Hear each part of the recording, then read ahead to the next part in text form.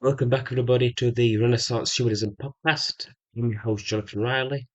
In today's episode, I will be discussing the Labour Party's constitutional reforms of the 1990s. Also, I do apologise for my appearance this week. I'm doing this in my dressing gown just because I'm a bit ill, under the weather. And this episode will be coming out on Christmas Day. So, thank you for your understanding. Now, let's get the show on the road. The Labour Party is a political party created on 27th of November 1900. It is a centre-left party in the United Kingdom. They've been a governing party since the 1920s, where they've gone into coalition twice. One of those times was also in 1929, and that's one of the reasons why the Labour Party has been saddled with the reputation of being bad with the economy. And it's just how political parties work. They can have a reputation either of competence or bad competence, or being successful or being failures. But due to the Labour Party coming into power briefly in coalition in the mid 1920s and then in 1929, and because of that, they got saddled with the perception of being bad with the economy, and that's something that stick with the Labour Party until the present time. The new Labour Party, or the New Labour Project, was aimed in the 1990s to revitalise the ability to win actual power, to win elections, and to bring about radical reforms. Particularly in the 1990s, the UK's uncodified constitution, and they changed that, which has been highly detrimental and harmful to the integrity of the United Kingdom. The history of Britain, particularly the history of England, over the past 1,900 years, has been a long and bloody process of centralising political power in southern England, going back to the time of King Offa, who ruled the Kingdom of Mercia from 757 to 796, and then Alfred the Great, who reigned from 871 until he died in 899. These two kings marked a point in history of the British Isles where the first attempts at creating a unified kingdom was actually attempted. Um, it wasn't until ultimately it was Alfred the Great's grandson that actually succeeded in the process of actually creating the Kingdom of England.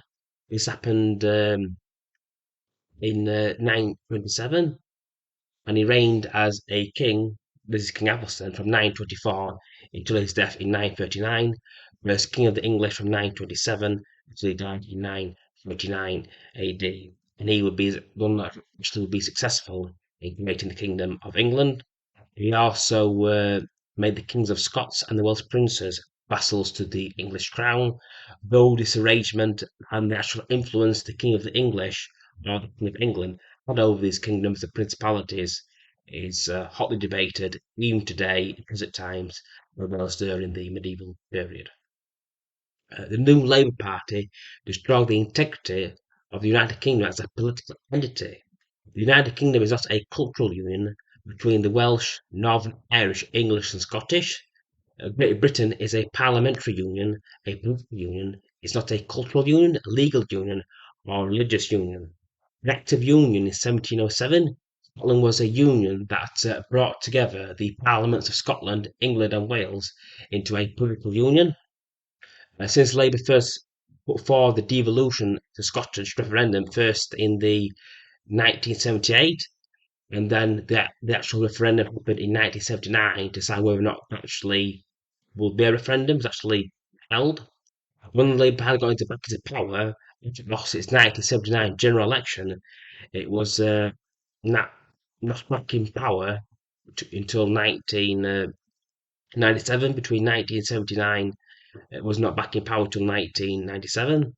The new Labour Party under the leadership of Tony Blair was Prime Minister or PM of the United Kingdom from 1997 until 2007, then followed by another Labour Prime Minister, Gordon Brown, from 2007 to 2010. These Prime Ministers brought serious constitutional reforms, including devolution to Northern Ireland, Wales, and Scotland. The turnout for the Welsh referendum was around 6% of the available electorate. This means that nearly 40% of people actually didn't turn out to vote. Devolution also weakened the Union of Great Britain as a political entity because uh, without the parliamentary union, there can be no true union. As I've already stated, the United Kingdom is a political union, not a cultural union, mean increasing growth of nationalism in Scotland and Wales, which was bound to happen because the union has no longer existed since the 1990s. Because again, it's a political union, not a constitutional union. That's what's got to be remembered. It's a constitutional union in the sense it's a political union in the form of parliament. It's not a union in a form of culture or a form of religion. Because if the King of England goes in Scotland, it changes religion as well. That's just something to be aware of. Because the United Kingdom has a codified constitution. It's an uncodified constitution, meaning that the actual the traditions, the laws, they're all based on traditions and following a legal framework that has been established since at least the 13th century. Thank you for listening. Hope you all enjoyed today's podcast. And I wish you all a Merry Christmas. God bless.